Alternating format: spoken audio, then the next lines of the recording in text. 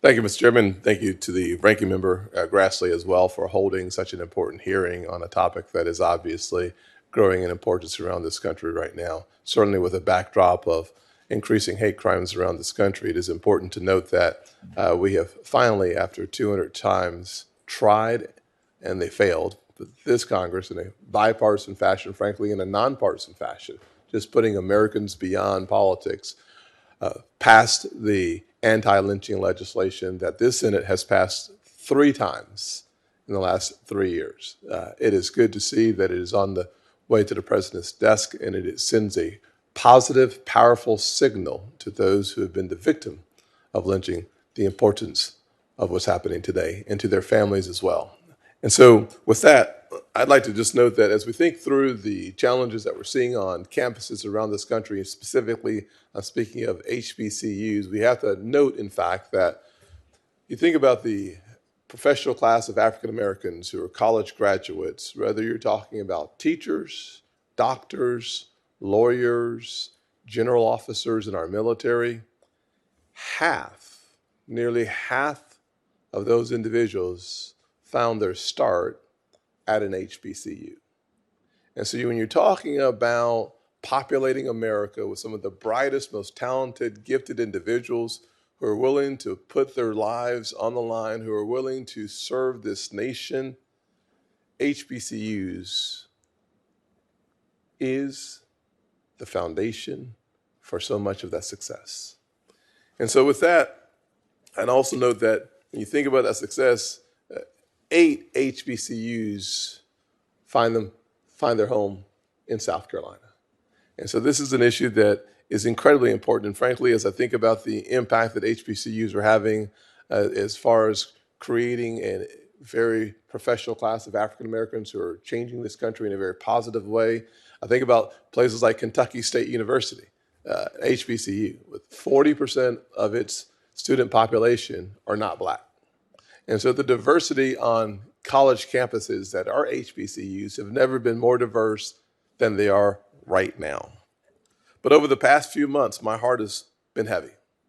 Mr. Chairman, it's been broken by the number of calls on HBCU campuses, bomb threats, stopping in their tracks the students on campuses, alarming the law enforcement agencies in their areas, causing confusion, and once again, a loss of learning on those campuses.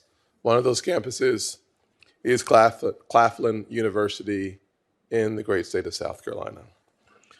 A victim of such threats. Students were going about their everyday business, trying to get to classes, trying to do what students do on campuses every day, being told to shelter in place, find safe haven, when you're just trying to learn. It's a devastating event that could easily scar you emotionally as well. As we've learned with this pandemic, these kinds of unnecessary and unwanted disruptions within the campus community and the spirit of fear within our education systems can be detrimental to the long-term health and viability of our students. Education played a key role in my life, and I know that it does in so many lives in this body and around this country. And it's important for us to protect that place, that sacred place of education in our country. In addition to the campus disruptions, these kinds of threats also draw down a significant amount of resources from our law enforcement agencies that are already struggling.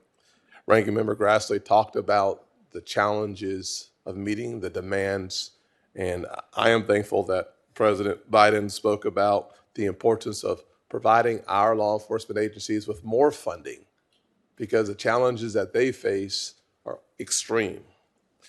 It shouldn't be this way. Schools should not be a place of fear.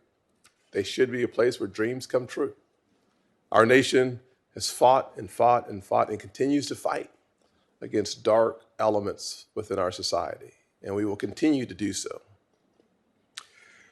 Last week, I was pleased to see the Senate unanimously pass bipartisan resolution condemning these evil threats of violence against HBCUs. We need the DOJ and the FBI to continue to provide oversight and to provide investigations.